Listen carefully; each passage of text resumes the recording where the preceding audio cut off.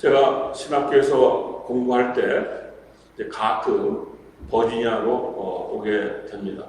뭐 여름방에는 이제 차가 있으니까 차가 갖고 이렇게 오지만은 특히 중간에 갑자기 봄방이 된다든가 뭐 이런 기간에는 비행기 타고 오게 되는데 비행기가 항상 시카고에서 한번 이렇게 몸을 갈아타고 이렇게 오게 됩니다. 근데 한 번은 이제 집에 오려고 공항에 갔는데 비행기가 이제 자꾸 딜레이가 되는 연착이 되는 거예요. 왜냐면 거기는 폭풍우가 너무 자주 옵니다. 그래서 폭풍우가 와서 비행기가 뜰 수가 없는 거예요. 그런데 조금 후에 한 30-40분 있었나? 이제 그 폭풍우가 북쪽으로 이제 올라가고 있다고 비행기를 출발하겠다고 그래요. 그래서 시카고로 가는데 시카고가 뭐 한 50분, 1시간 뭐 이 정도밖에 안 걸릴 겁니다. 제가 기억이 잘 안 나는데 어쨌든 그래서 이제 비행기를 타고 시카고로 갔는데 폭풍우가 뭘로 간 게 보이긴 보여요. 이제 그 영역으로 비행기가 흔들리는데 오른쪽은 폭풍우가 지나고 난 다음에 시카고 밤 도시가 보이는데 얼마나 평화롭고 아름다운지 모르겠습니다. 그리고 왼쪽은 북쪽인데 그냥 그 천둥이 치는데 번개가 치는데 얼마나 무섭게 될지는 모르겠어요. 완전히 비행기에서 바라보는 오른쪽과 왼쪽은 천국과 지옥을 딱 보여주고 있었습니다. 우리가 살아가는 세상은 이렇습니다. 우리가 살아가는 세상에 빛이 있고 어둠이 있습니다. 하나님이 계시고 사단이 있다는 것입니다. 구원과 승리로 인도하는 하나님이 계시고 타락과 실패로 인도하는 사단이 있다는 것입니다. 새로운 해가 시작됐습니다. 각자 나름대로 이제 소원, 소망을 갖습니다. 목표, 계획을 갖습니다. 그리고 하나님께 나가서 기도합니다. 어떻게 해야만 사단의 방해를 넘어서 오래 우리가 이미 하나님께서 우리에게 주신 그 승리를 맛보면서 살아갈 수 있을까?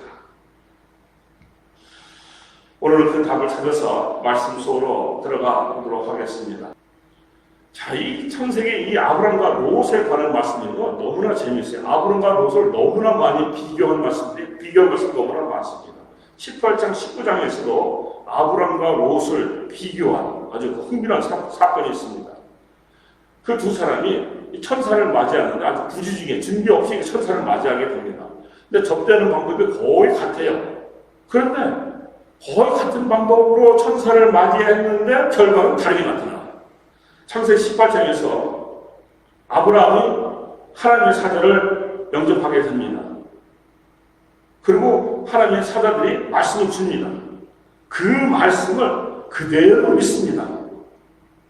그리고 그 말씀을 믿고 기도합니다.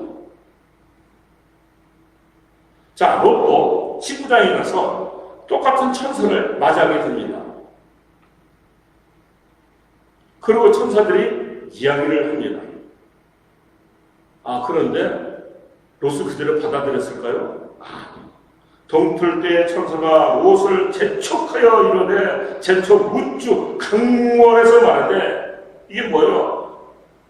롯에게 말을 했는데 이 소돔과 고모라에서 멸망한다 말을 했는데 듣지를 않는 거예요. 아니, 이거를 믿어야 되는 것인가? 아니, 이게 멸망하는데 도대체 언제 멸망한다는 거야? 이게 언제 일어날 것이? 진짜 일어날 건가?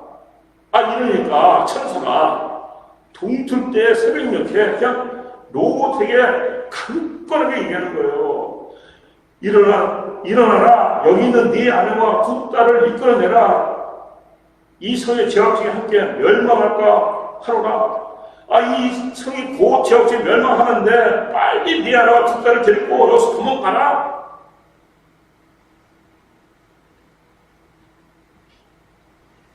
천사들로부터 멸망한다는 말을 들었는데도 천사의 말을 신뢰하지 않았기 때문에 곧바로 행동하지 않았기 때문에 천사가 새벽에 빨리 하라 이렇게 한 거예요.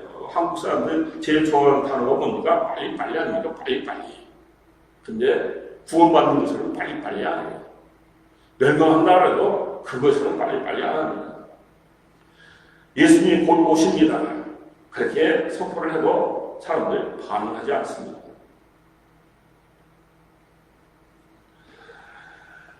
왜 그럴까? 이 롯의 행동을 보면 알 수가 있어요. 천사가 산으로 도망가는 거죠. 산으로. 자, 여기 곧 망하니까 산으로 도망가라. 근데 롯이 소알이라는 성으로 도망가기를 요청합니다. 창세기 19장 17절 22절에 나오는데, 소알 땅은 뭐예요? 아주 그 당시에 소알 땅은요, 아주 비옥한 땅이었어요. 비옥한 땅이었어요. 그러니까 롯은 도망가도 끝까지 세상을 의지하겠다는 뜻을 드러낸 거예요. 산속에는 먹을 것이 별로 없습니다. 근데 롯이 산으로 도망가는 거 했을 때에 그냥 산으로 가면 하나님께서 다 먹고 살 수 있도록 길을 열어놓으신데 그걸 못 보는 거죠. 이 산에 가면 먹고 살기 힘듭니다. 그러니까 저는 저 풍요로운 땅, 저 서울로 도망가겠습니다. 허락해 주세요. 이렇게 얘기했다는 거예요. 롯도 처음에는 그래도 의인으로 출발한 사람입니다. 불의의 도시에서 홀로 바르게 살려고 노력했던 사람입니다. 그런데 시간이 가면서 그 도시의 죄악이 그에게도 찾아가게 된 것입니다. 도시의 그 오염된 그런 도덕성, 무너진 질서, 그런 것에 물들면서 형식적인 신앙인이 되어버린 것입니다. 형식적인 신앙인이 되면요, 그 뒤부터는 무기력한 신앙인이 됩니다.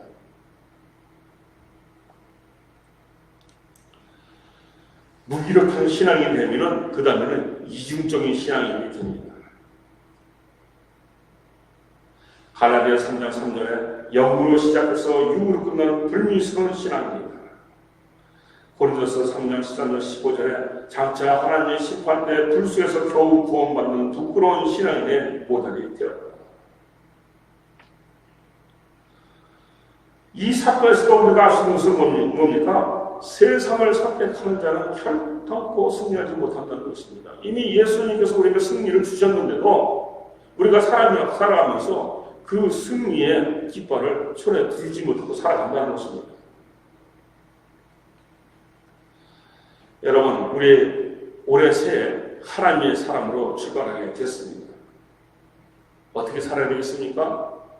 믿음의 눈으로 영원한 아버지 하나님 나라를 바라보고 오늘 우리에게 주신 그 말씀 따라서 살아야 하는 것입니다. 그러면 우리는 하나님께서 아브라함에게 주셨던 그 복된 삶을 누리게 될 것입니다. 우리 성도님들이 그런 복을 누리기를 간절히 바랍니다.